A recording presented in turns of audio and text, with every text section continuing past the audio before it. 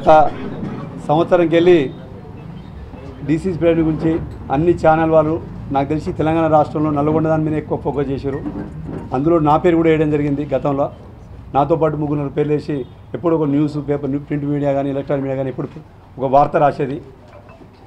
అది నిన్నటితో అయిపోయింది. దాని గురించి నూతనంగా డీసీసీ ప్రెసిడెంట్ అయిన కైలాస్ నేత గారికి నా తరఫున కృతజ్ఞతలు తెలియజేస్తున్నా. పార్టీ నిర్ణయానికి కట్టుబడి ఉంటానని ఈ సందర్భంగా తెలియజేస్తున్నా. కానీ నా గతంలో నాకున్నటువంటి 22 సంవత్సరాల రాజకీయ అనుభవంతో నేను గమనించింది, నేను చూస్తున్నది ప్రీతం నాయకుడు కోమటిరెడ్డి వెంకట గారి వెంబడి కావచ్చు, అంతకంటే ఈ సార్తో పాటు వండుకుంటూ ఉప్పునూతుల పురుషోత్తమ రెడ్డి గారు, కీర్తిశేషులు బాలబాయి గోవర్ధన్ రెడ్డి గారు, అలాగే దామోదరెడ్డి గారు, వీళ్ళందరితో నేను చూస్తున్నా. వాళ్ళు చనిపోయారు.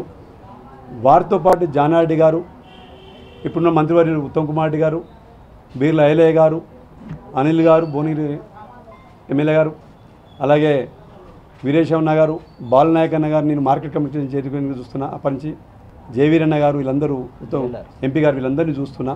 బిఎల్ఆర్ గురించి చూస్తున్నా. అంటే బిఎల్ఆర్ కూడా మొన్ననే వచ్చిండు. Actually last time municipal election నుంచి చూస్తున్నా.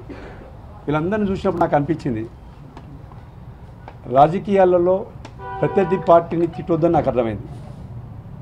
కాంగ్రెస్ పార్టీ నాయకులను తిడితేనే పదవులు వస్తాయని నాకు అర్థమైంది. కాంగ్రెస్ పార్టీ ఉన్న ఒక వర్గాన్ని ఒక్కొక్క వర్గం తిడితే ఒకరి పోస్ట్ వస్తుంది, ఇంకోళ్ళు తిడితే ఇంకో పోస్ట్ వస్తుంది. నిబద్ధత పార్టీ కొరకు జెండా మోషన్లకు రాదనేది నాకు అర్థమైంది.